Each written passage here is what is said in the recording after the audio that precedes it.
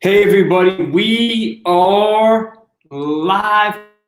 Welcome to the live cast here, everybody. As you're coming in, I'm going to get everything set up for you guys. As you are coming in, be sure to give me a hashtag, let's go. Give me a hashtag, let's go down below, and we're going to dive into it and get this thing started. Hope you all are doing well tonight.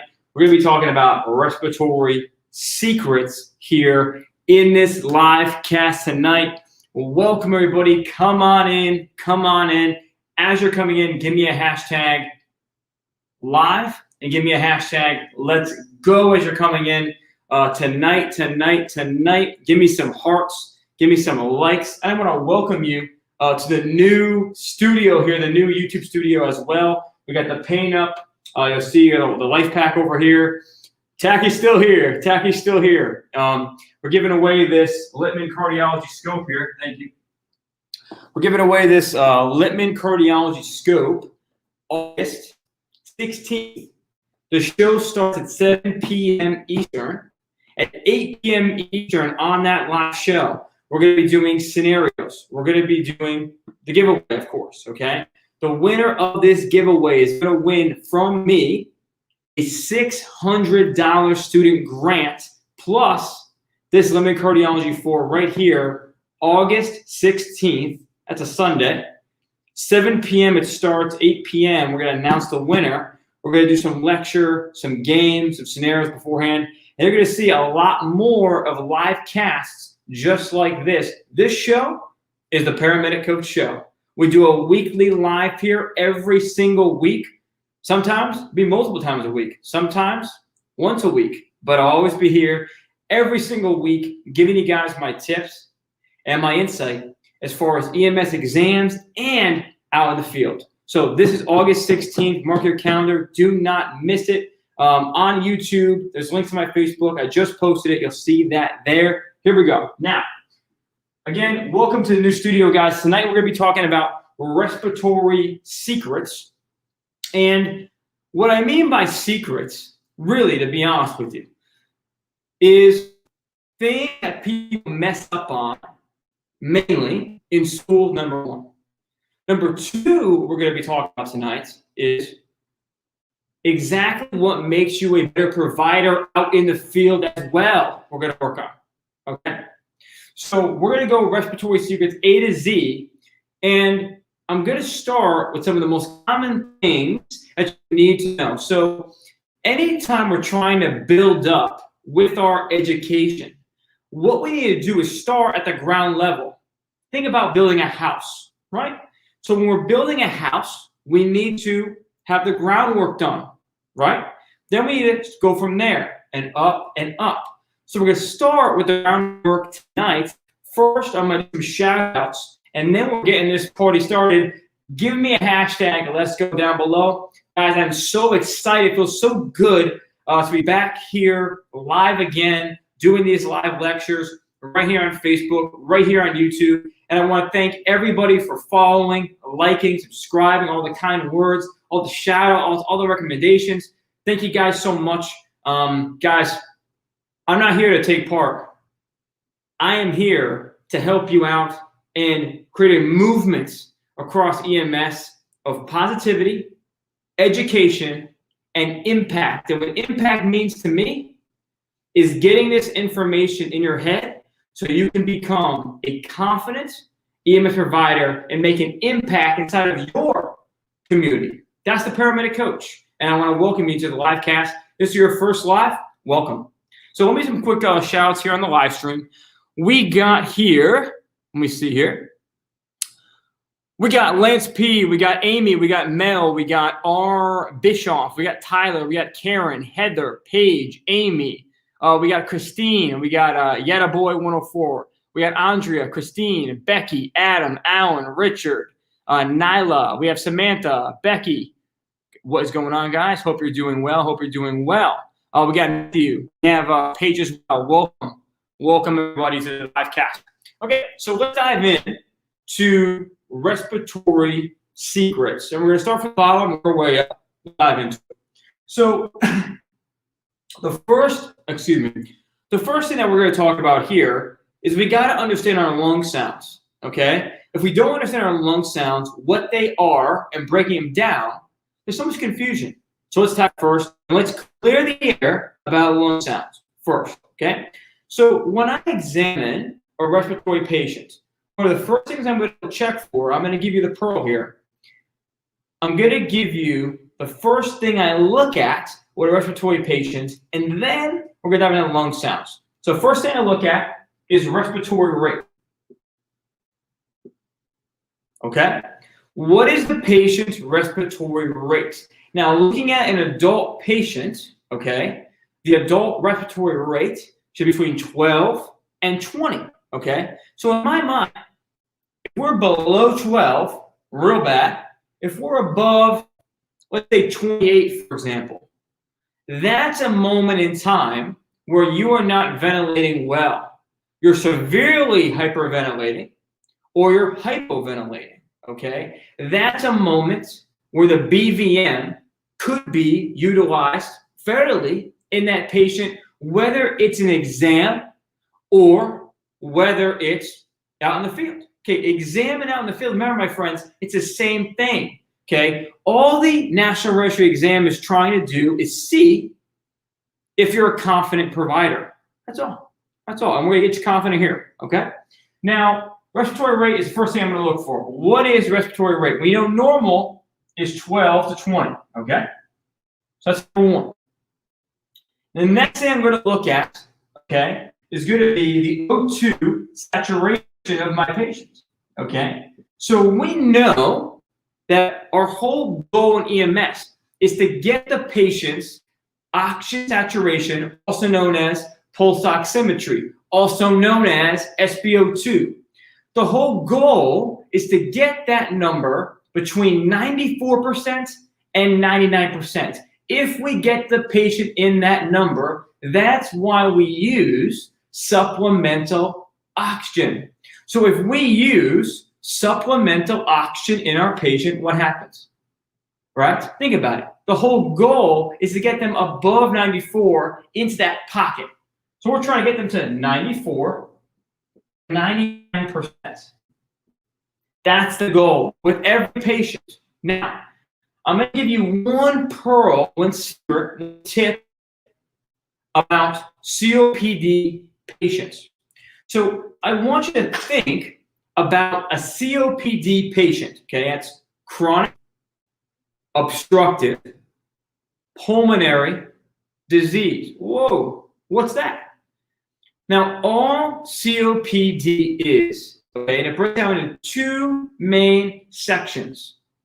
Chronic bronchitis. Okay, the word chronic in medicine, there's acute and there's chronic. Wait, what? There's acute and then chronic, okay? Acute means it happened quickly, okay? Fast. Some people may say it happens under 3 months, okay? Acute happens fast. Chronic is over 3 months. It's a long amount of time. So acute happens fast. Chronic over time, okay? So chronic bronchitis, the bronchioles we know is the lung pathways. So the bronchi and the bronchioles are the lung pathways, the lung highways, if you will. That's where oxygen exchange occurs. Now, here's the pearl. Anything that ends in itis means inflammation of. Okay? So what that means, chronic bronchitis means your bronchioles, your lung highways, your lung tree is inflamed for a long, long amount of time. That's part one of what you might have if you have COPD. Now, what's part two? Part two is something you may have seen on TV. You may have seen this in TV commercials. Emphysema, okay? So emphysema is a disease, doesn't mess with your pathways. So here's what I want you to think about. The highways, the main road, highways, main road, you got that? We all know that. So highways are the main roads, okay? That's your lung, bronchi, and bronchioles. Eventually, you got to get off the highway and get to the exit to get to where you want to get to, right? Right. You know what that is? That's your alveoli. That's your capillary beds, right? So emphysema is an issue and a problem, not with the highways, not with the bronchi, not the bronchioles. It's a problem of the structure of the alveoli, okay? The alveoli has little holes in it. Another way to think about it is like the alveoli, when you're born, is like a perfect puzzle, pristine, looks great. It gets messed up. It gets messed up when you have emphysema. There's cracks in it, pieces missing. And what happens? Your patient, the exchange of oxygen and carbon dioxide gets messed up. That is emphysema. Now that we actually know, everyone here now understands what I'm talking about with COPD. Now I can give you a pearl about that patient, what has to do in the O2 sat section. Remember, going back, when I approach my patient, I look at, let's say my patient's right here, looking right in the camera here for you, okay? When I approach my patient, I'm doing my general impression. What am I looking at? I'm looking, what is my respiratory rate as I approach? As I approach, what else am I, the next thing I'm gonna look at, okay, let's get an O2 sat. The next thing I'm doing, okay? We're gonna get to lung sounds, get to a few more things, so stand by. Now, O2 sat, COPD, what's the pearl? I want you to think about this COPD patient like you think about a diabetic patient, meaning there's no rules. What do I mean by no rules? I'll explain. In the textbooks, they'll say a perfect blood sugar for a patient is 120, is 130, is 110, right? With a diabetic patient who has diabetes, there is no perfect. You must ask the patient what is normal for them. So with COPD and their O2 sat, our goal changes slightly. Our goal is to get the patient back to what they are at normal at baseline. Their baseline might only be 94, 95%. And that's the goal we want to get them back to. We don't want to bring them to 100. We want to get them back to their normal. And only the patient, not me, not God, not anybody else, only you and your patient in that scenario, in that time and place, are going to know what that is. Just like when you're in the back of in the ambulance with that diabetic patient, the same exact scenario. What's normal for you? Okay, these are 2 times in medicine in EMS when we got to know what the baseline is for that specific patient. There's the pearl. There's one of my secrets. Okay, now I assess respiratory rates. I got to know how they're ventilating. I'm then going to assess the O2 sat. How are they oxygenating? Now, what's next? Words per sentence. Words per sentence. Think how important this is. I'm going to give it to you here, okay? The W here is words per sentence. And I'm going to explain what I mean, okay? Now, the next part here is with your patients, okay? And I'll explain here. I want you to picture, I'm going to close my eyes right now and think about this patient.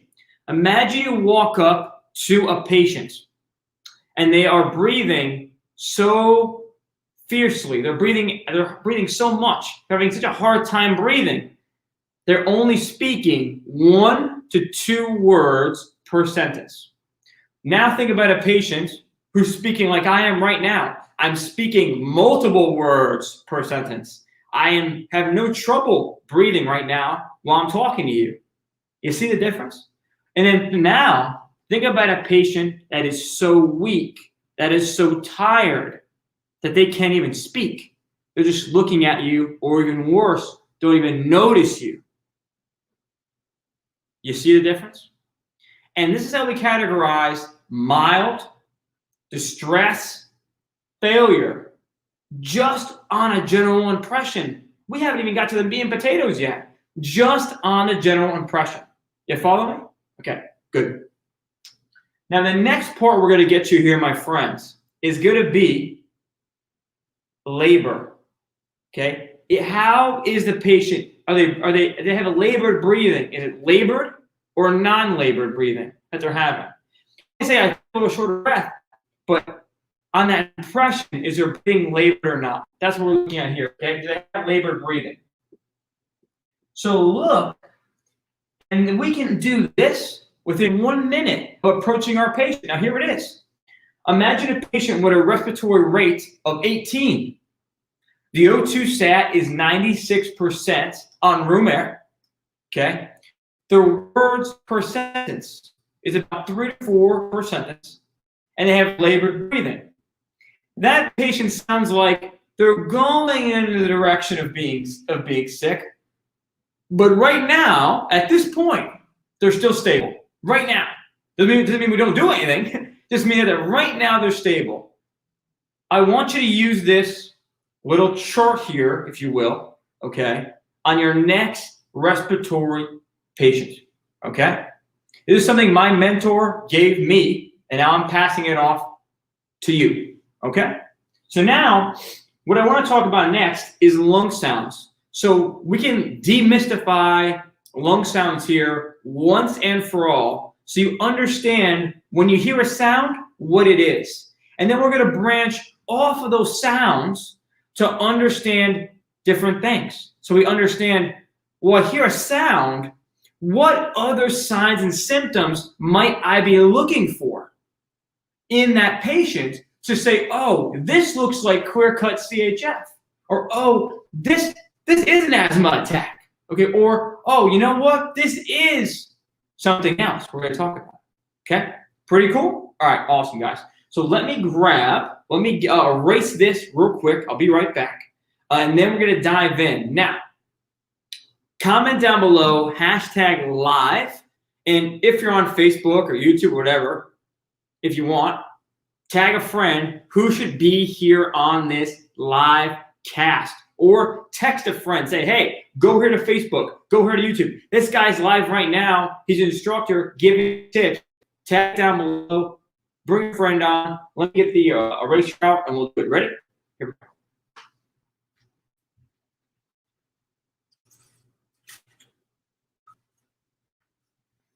All right, my friends, here we go. All right, so we're going to keep diving in here to our respiratory secrets. Welcome, welcome. Anyone new here, welcome. If this is brand new and you've never, ever have seen this live cast before, welcome. This is the Paramedic Coach live show. We do weekly EMS lives here. And if you're on the replay, hey, replay fam, what's up? Okay. So lung sounds, here we go. Now, I got to tell you, I'm good at stuff first. I've seen it so many times. So I know about lung sounds. But before we get to the lungs, I want to talk about another sound first. Here we go. By the way, guys, if you're enjoying the show, let me know in the comments down below.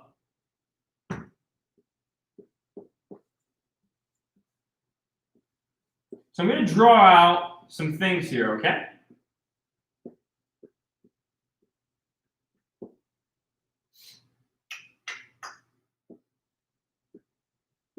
Okay, now, first thing, some of my experienced providers are probably thinking, Evan, stridor is not a lung sound. You're right. You're 100% correct. I'm bringing this up because, my friends, some of you that are in my Paramedic Coach course and some of you that need extra help, I do a one-on-one call. So if you're a member inside my Paramedic Coach community, I offer some people a one-on-one call with me, okay? Now, with that call, almost every single time, without exception, when I actually meet some of you guys one-on-one, I notice this thing over and over and over again with EMTs. we miss out on our lung sounds, and we think that stridor is a lung sound. It's not. Stridor is an upper airway sound that has to do mainly with two main things, okay? If you are stridor, is a sound very high. You can hear it from across the room as you're walking in. There's two main scenarios where you might hear stridor. Actually, I lied to you. Let's do three. Actually, three, okay? I just have another one that actually makes a lot of sense. We're going to do three, okay? So there's three, all right? So first thing we have here, and we got to know is stridor, essentially what it is the upper airway closing off. So why would your upper airway close off? Three main reasons. One is it's obstructed. So I'm just going to put OBS, okay? Obstructed. A foreign body airway obstruction could cause stridor in your patients. That makes sense, okay? Now, what else? Anaphylaxis. So remember, my friends, anytime I bring up a disease or a symptom or any sort of medical term or word, I'm always going to break it down for you so you understand what I'm talking about. I'm not going to run over it like you know it, okay? Anaphylaxis, it is a severe allergic reaction, okay? What that means, if let's say for example, I was allergic to a food, okay? A certain type of food, okay? Let's just say, for example, I was allergic to, let's say, I don't know, somebody in the comments pick a food in the comments. Somebody pick a food in the comments. If it comes up fast enough, I'll do it. Give me the first food you probably are allergic to. Someone give it to me. Let's see. 5, 4, 3, 2, 1. I don't see a comment. All right, I'm making one up. So let's say you're allergic to shellfish, for example. Oh, here they come. All right, I got cherries and blueberries. So let's say you're allergic. Thank you, Shay, Bella, and Daniel.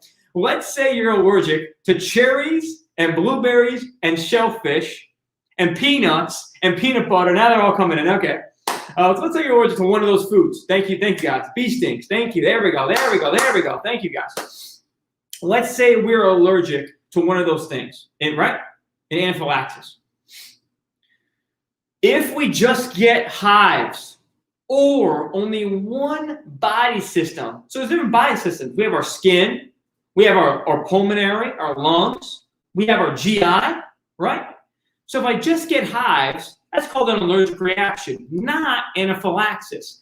Anaphylaxis is two or more body systems. Classically, a patient with anaphylaxis, which means you can have stridor, okay?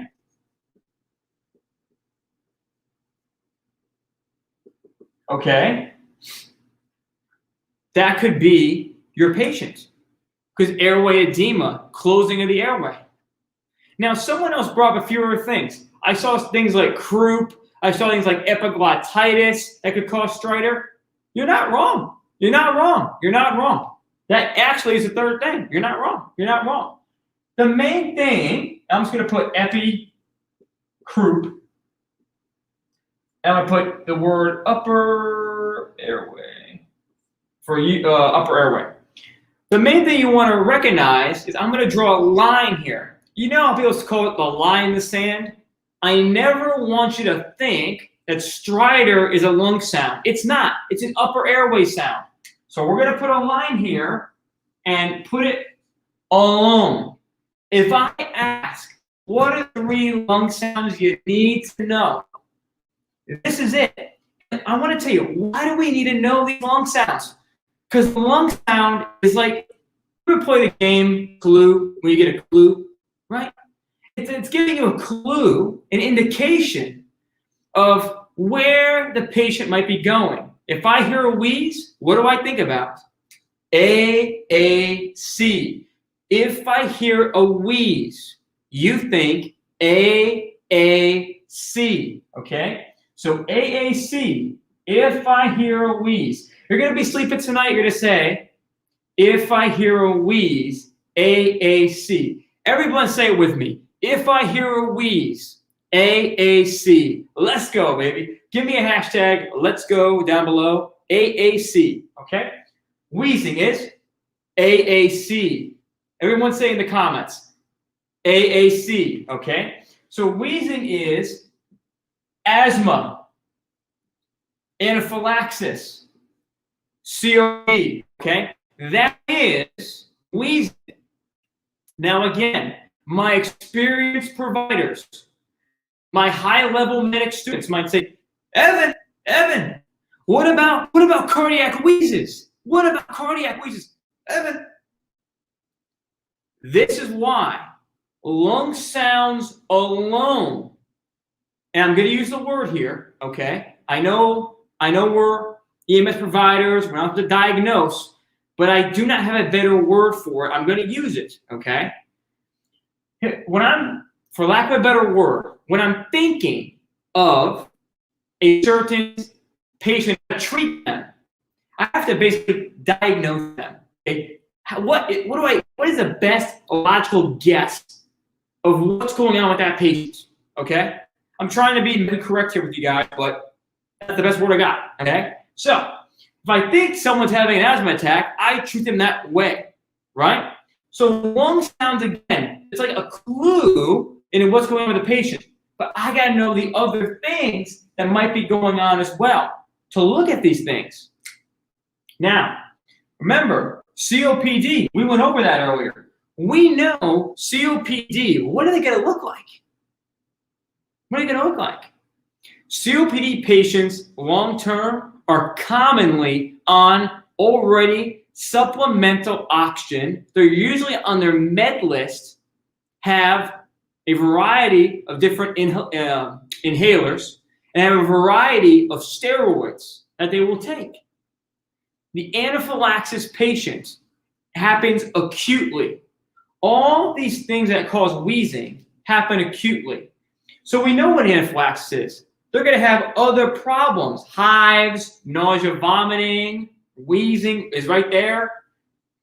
Food, medications, insects, asthma. I have a history of asthma. Now, this is respiratory secrets. I'm going to give you some pearls, some secrets that I use as far as an asthma patient. Now, here it is. What is the most important question that we can ask a patient with asthma? What is the most important question? Put in the comments down below if you think you know it. If you think you know it, put in the comments down below. What is, I'll give you a few seconds here. What is the most, and there's no right or wrong here, my friends. This is a training ground, my friends. As your coach here, as your instructor, as your online instructor, to help you get through school, help you prep for school, and help you get through med control, help you get through National Registry Exams. There's no right or wrong here. These lives, anyone inside my course, this is the training ground. I want nobody to be scared here. It's a place for positivity, good energy, no bad vibes here. This is 100% positivity, hard work. This is what we do here. So do not be scared to comment down below, right? We do a lot of scenarios here. We do a lot of different games here that we do. Never be scared to comment down below. You will never, by anyone on these live casts, ever have any negativity on my pages. Not one. We are all about positivity. That's how we do it. Now, the most important question to ask somebody with asthma is this. Have you ever been intubated before? Have you ever been intubated before? Why? Because with the asthma patients, okay, we're going to gauge the level of severity with their average asthma attack. Now, two patients. Let me get in the camera. Two patients, okay? Patient A, let's say they've never, ever in years had to go to the ER for intubation. Now, this is not a rule, but it will help you to understand how fast this patient can deteriorate. versus somebody who just called the ambulance 2 weeks ago and has been intubated 8 times in their life. Those are 2 different patients with asthma, okay, based on their history. Is it a rule? No. It's a quick tip you can use out in the field. It's one of the first questions I ask someone having an asthma attack, okay? Now, what do these patients need with wheezing? What do these patients need with asthma, anaphylaxis, COPD? What do they need? They need their lungs open because wheezing is called bronchoconstriction. What's that? Okay, remember the lung highways we talked about? The pathways, the roads of the lungs? That's the bronchial, I call it a bronchial tree, okay? We have the main stem bronchi and then little bronchioles that lead into our alveoli where the gas exchange occurs. Oxygen, carbon dioxide, here you go, okay? So here's the main thing when we're talking about with these pathways. Bronchoconstriction means they're getting tight. We need something to open them up. Albuterol. What else opens the lungs up? Epi does. Hey, what's going to stop the inflammation? Steroids, right? So what might these patients get? Albuterol via a nebulizer. Severe patients, asthma patients, anaphylactic patients, IM, epi. They both act on beta 2 receptor paramedics. Okay. What does the beta 2 receptor do? Paramedics. Bronchodilate. Right. Okay. What else? Steroids. Maybe we give salmeterol. Inflammation problem. Steroids. The steroids are going to come in later on. Okay. Later on. Okay. There it is. Now, Rhonchi. Notice something. Do you notice me here, guys? Do you notice me here? After this talk, you're never going to ever again mess up lung sounds. Ever again. You notice this? You're going to nose cold tonight. And this is what we do here at the Paramedic Coach. We don't just fluff over things. I never assume anything. I always walk in here with an open mind and I break it down for you. Remember, we have to get the ground floor first. Once you understand this at a simple level at the ground floor, we can then build a house. If we don't have a ground floor, we're living in dirt. We don't want to live in dirt. Make sense? Okay. Now, Rhonchi. Rhonchi essentially has to do, if I give you one sentence, it has to do with junk in the lungs. Has to do with junk in the lungs, okay? It's essentially hypersecretion in the lungs, okay? There's infection in the lungs. That's typically Rhonchi. So what do I think about with Rhonchi? Well, I think about pneumonia, okay?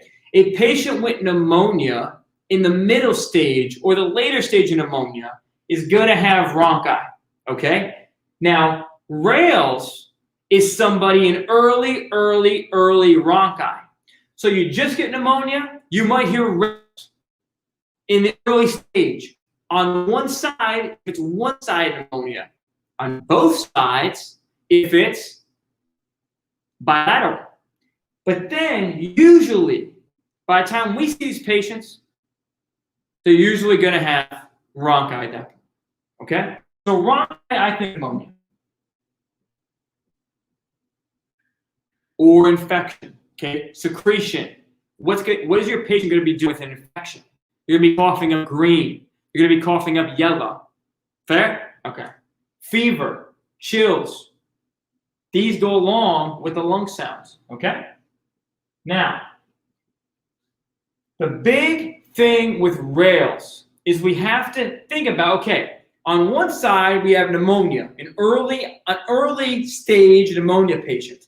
On the other side of the coin, we have a patient with heart failure, pulmonary edema. Now look here, my friends.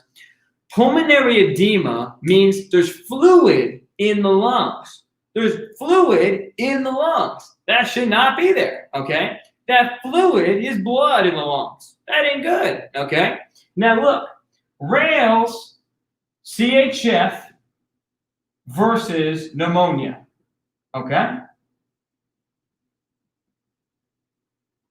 Now, this is where we have to understand the signs and symptoms behind heart failure and behind pneumonia. Remember, okay, we're going to start with the difference. Right now, I'm going to dive into, now we understand lung sounds, we're going to dive into CHF signs and symptoms versus pneumonia signs and symptoms. I'm going to watch the board here, and we're going to dive into that. If we hear rales, we're going to know why. Here we go. Screenshot it if you want. Here it is. Okay. It's also a replay, guys. Every single live I do, every single live that I do, my friends, let me get here.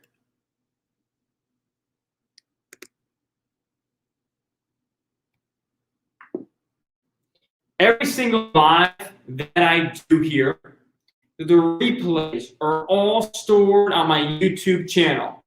If you're on Facebook and you're not on YouTube yet, I come out with EMS in-depth YouTube videos every single week, okay? Usually I put out 1, 2, 3 videos a week on YouTube, okay? And YouTube is the place where I can randomize these giveaways. So you gotta be subscribed to my YouTube channel to get in on the giveaways. This is where I randomize everything, okay? I'm able to use that software to randomize our giveaway winners, okay? All right, here we go. Now, let's talk about CHF versus pneumonia. Let's do it. As usual, guys, if you're having fun here tonight, comment down below. Let me know if you're enjoying the live stream, and let me know what other topics. I'll look, and I always look at the live later. Hey, what other topics might you want me to go over one day on a live stream? Tonight, we're doing respiratory secrets, okay? And, you know, just so you guys know, I'll be doing lives like this every single week, sometimes multiple times a week. So stay tuned to me on Facebook and stay tuned to me on YouTube as well for more live casts just like this, okay? And thank you guys for all the kind words, shout outs, recommendations. Me so much. I thank you. Okay? So let's do it. CHF versus pneumonia. Okay, here we go. So on one side of the coin, we have CHF. On the other side of the coin, we have pneumonia.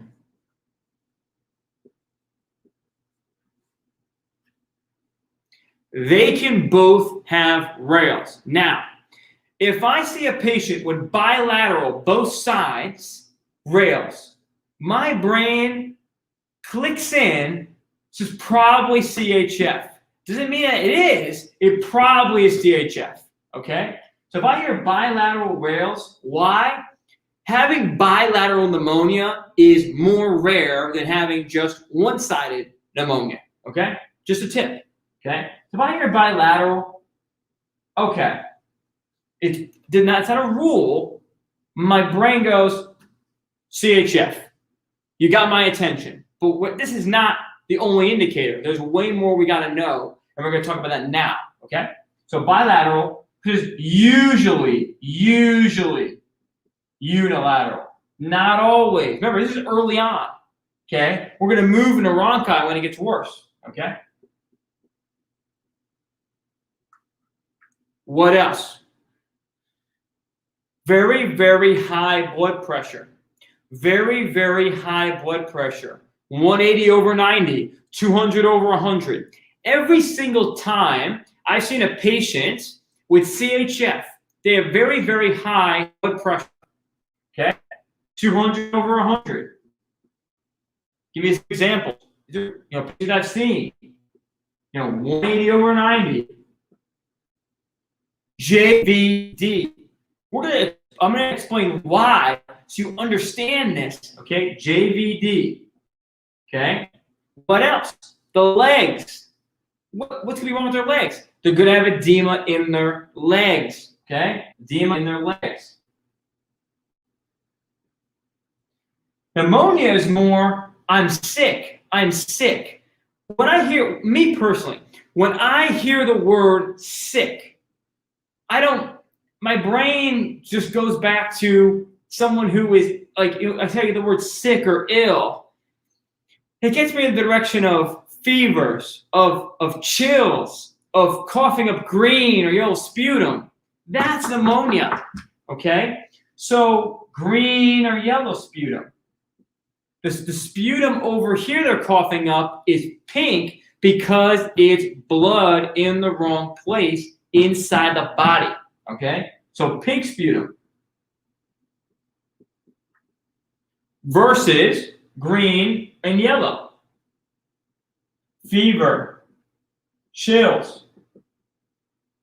Does that make sense? Everyone, let me know in the comments, does that make sense? I'm going to do some quick shout outs here. Here we go. Here we go. We got David, Jennifer, Michelle, Elizabeth, Mel, Elise, Mel, Jennifer, Byron, Kathy, Adam. We have, let's see, Tamise. We have HSV. We have Elizabeth, Mel, Adam, Tamise. We have Camia. And Tamise, I see your comments that it's cutting up bad. People are able to follow along. So afterwards, if there's any technical stuff, I'll look into that. As far as the software, I'm always moving around, changing the softwares that I'm. So thank you for that. I saw the comment there. Appreciate you. But people seem to be able to watch the live cast. So that's good. And people usually are staying on, so that means they're watching something. So that's good. So I'll put the link down below. And let's see. Let's go. Elise, Elizabeth, Enrico, HSV. Beautiful, beautiful, beautiful, beautiful, beautiful. Stephanie, here eating dinner while I watch. Brendan, howdy. Keegan says, let's go. Tamise, thank you. Thank you. Mel, I heard my name 3 times. Yeah, all right. Beautiful. Jose Vasquez, what's good? What's up, brother? Yeah, audio is cutting out in and bad. Hey guys, I will check the audio after, but people seem to be hearing me enough to keep doing it. So I'm going to keep going, okay? I'm going to keep going. Let's go from Shea Bella. What's up? All right. So this is CHF versus pneumonia, okay? Here are the mainstays, okay? Now what I want to talk about, the next 2 things that I want to get into, okay? Respiratory secrets, okay? We're going to talk here about pneumothorax, and we're going to talk about pulmonary embolism, okay? Now, before we get into that, okay, the last thing I want to get into is why CHF does what it does. I'm going to put a big circle here, okay? Split the heart up, okay? Here's the left side, here's the right side. If the left side of my heart fails, we think blood backs up. What was that? Blood backs up, okay? So if the left side of my heart fails, here's my left ventricle, here's my left atrium. Instead of the blood going forward, the heart is weak. It's not pumping effectively, so blood backs up. And where does it back up to? Well, the blood just came from the pulmonary vein. Right. So where's the blood going to back up? Pulmonary means the lungs. See? Now, right side heart failure, right atria, right ventricle. Before the right atria, where's the blood coming from? The venous system. The venous system. That means blood's going to back up in the venous system. JVD. The legs. You follow that? Cool. Okay. So we're going to talk now about pneumothorax, pearls, tips, and we're going to talk about PE. Okay, we're going to talk about PE. All right, let's do it. So I'm going to draw my screen here on my board. I'm going to draw out for you some tips about pneumothorax and tips about pulmonary embolism. Let's do it. Okay, here we go. So we have pulmonary embolism.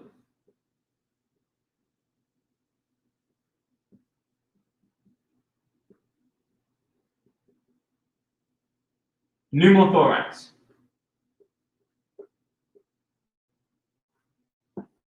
Okay, so the main thing that we need to know with a patient with a pneumothorax is this. There's two, well, yeah, I would say two. There's two main mechanisms that I find is going to cause a pneumothorax, okay?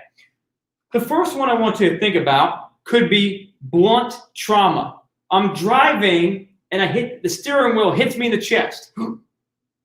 Pneumothorax. Another one would be penetrating trauma. They both cause a pneumothorax. That makes sense. Gunshot wounds, a stab wound, blunt trauma. Both things can cause a pneumothorax. Now, what's the difference with these types of pneumothorax? What do? Okay, now here it is. I want to answer the biggest question that everyone asks me. We're going to get right into it about pneumothorax. When does a normal pneumothorax turn into a tension pneumothorax? A tension pneumothorax, hang on one sec. All right, good. There we go. A tension pneumothorax. We go from a normal pneumothorax, could be open, could be closed. We get a tension pneumothorax when the pressure inside of the lung is so great and the air inside the pleural cavity, the pleural space, is so great, there's no more room. It can't escape. When the air inside that pleural space cannot escape, and there's so much air and so much pressure, it starts to move over and impact the mediastinum, and it's called mediastinal shift, putting pressure on the great vessels and the organ, the heart. That pressure, when it moves over, that is when we're under tension pneumothorax. Okay? What happens when air cannot escape. It's so great, the pressure, it can't escape anymore. So think about it. If I have a patient, and here's what happens with a pneumothorax. If you get shot, we're starting with pneumothorax. If you get shot with a gun, you get shot right in the chest. Let's say on the right side of your chest, you get shot, okay? What happens is this bullet hole, the opening here becomes greater, a greater opening for the air than your mouth and your nose is. So literally, this becomes where we breathing. That ain't good. If we were to cover that hole up completely, the air pressure would be immensely great inside of that. So which would cause a tension pneumothorax. So what we need to do is put a three-sider valve or one-way valve, I'm gonna call it, a three-sided dressing on that wound, and make sure we keep checking it and checking the patient's condition. So air can only escape, but not get sucked in. Just escape. That's why we give a three-sider. My ALS providers, now you understand that pressure. We release that pressure for tension pneumothorax when near pressure. The final thing I want to talk about quickly, or quick tips about pneumothorax, is what the hell is a hemothorax? What is a hemothorax? My friends, all it is, anytime you hear the word hema, all that means is, think of hematology, has to do with the blood. So instead of just fully air, we have blood, okay? So like a pneumothorax is like blood and air combined. If it's just blood, like I puncture the lung tissue and it's all blood inside the pleural space, or for whatever reason, there's more blood, think about it. That's why a patient might get a chest tube. We got to get the blood out of there, and now they can breathe again. Oh, I feel much better now. Makes sense? The beginning part I want to talk about is a quick tip. Young, I would say young. Young's fair. Young, skinny, slender males that are very tall, like basketball player tall and very skinny, okay?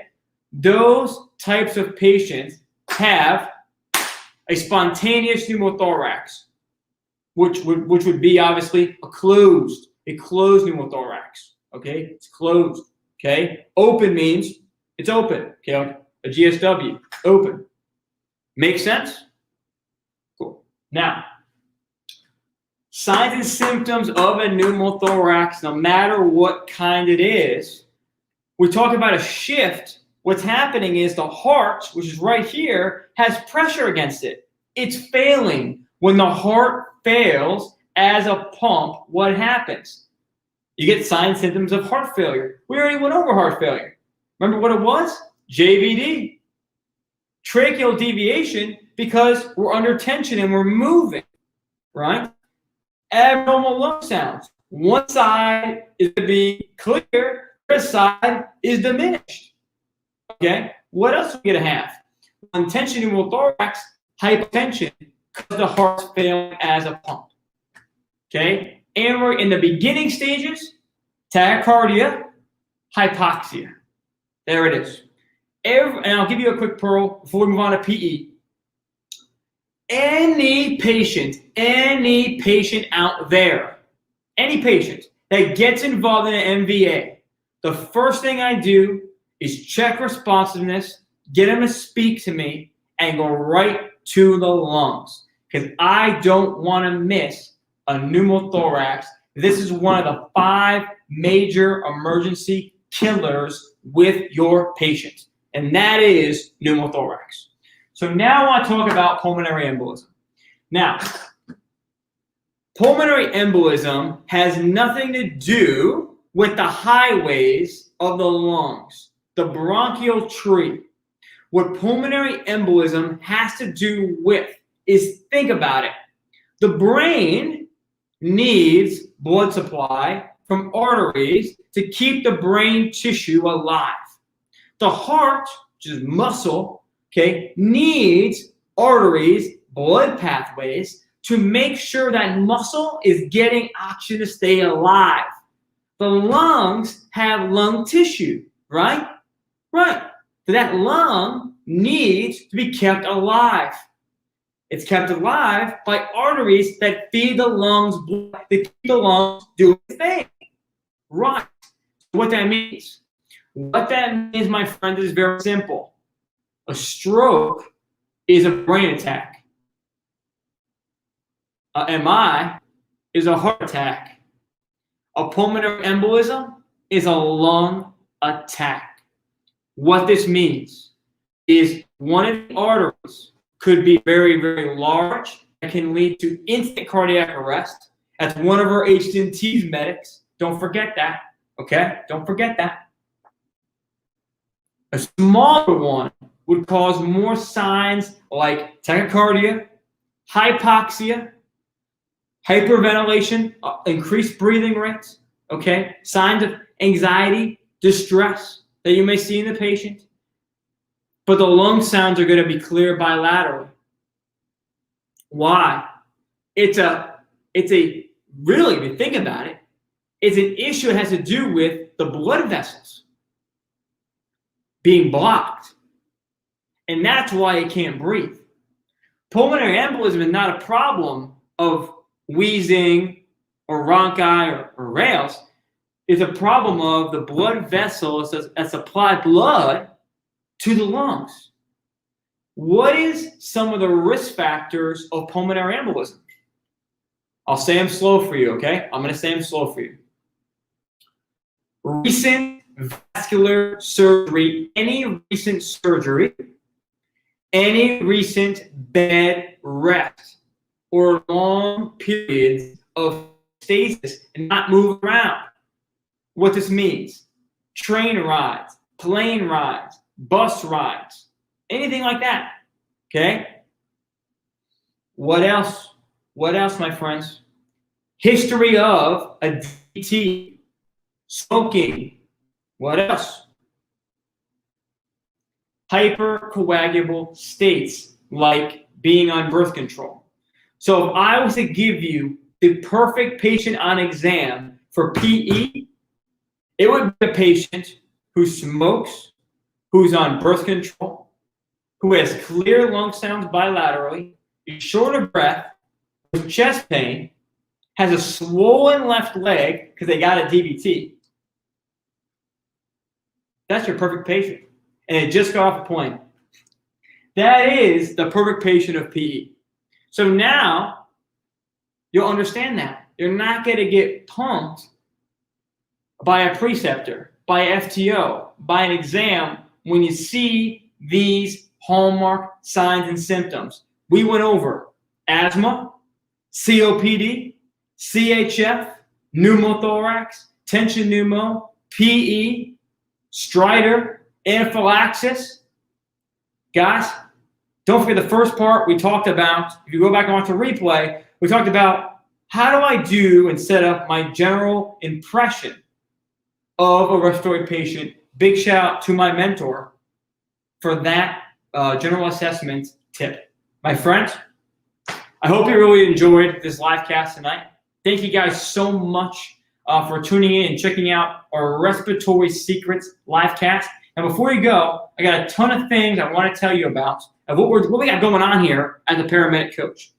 Number one, August 16th, 7 p.m. is our giveaway. I'm giving away this Littman Cardiology 4 plus $600 to one lucky student.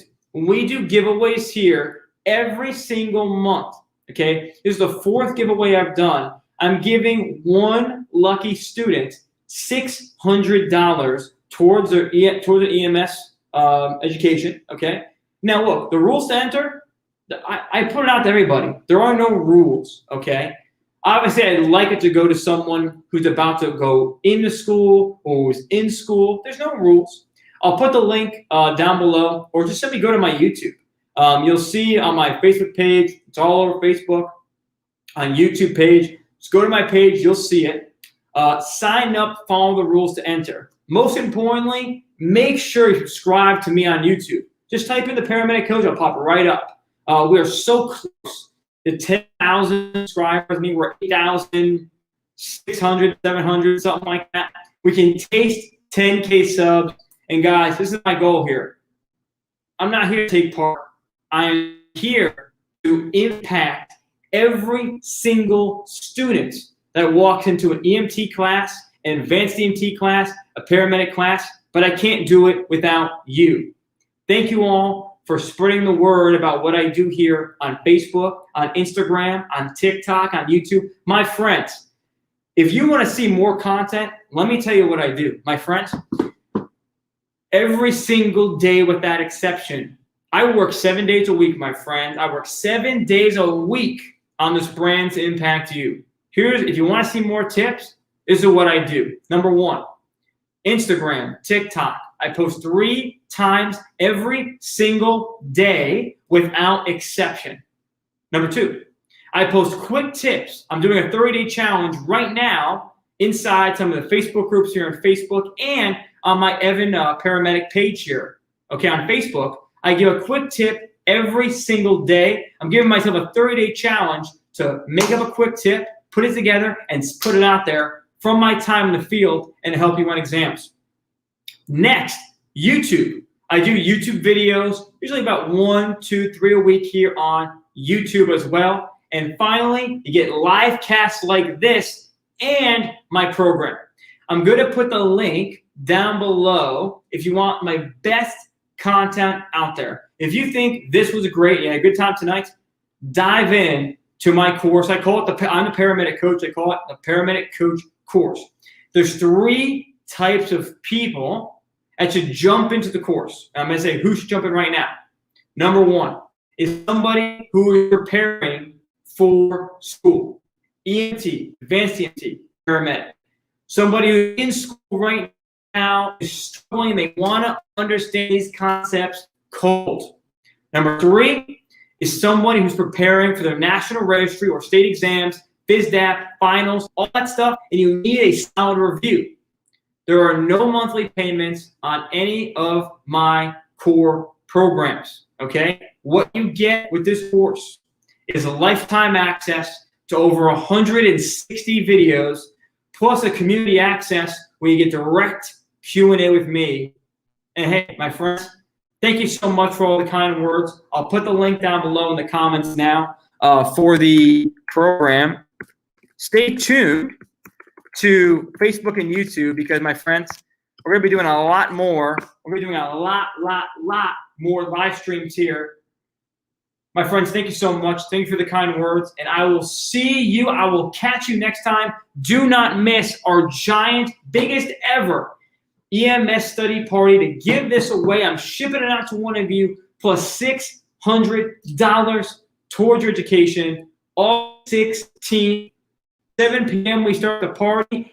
8 p.m. we announce the winner. Give me a hashtag, let's go, in the comments. Share this with classmates. Share it with your friends. Let's go. Let's do it. This is the #1 place to be in the entire world for EMS education. I love you all. Much love. I'll catch you next time. Let's go.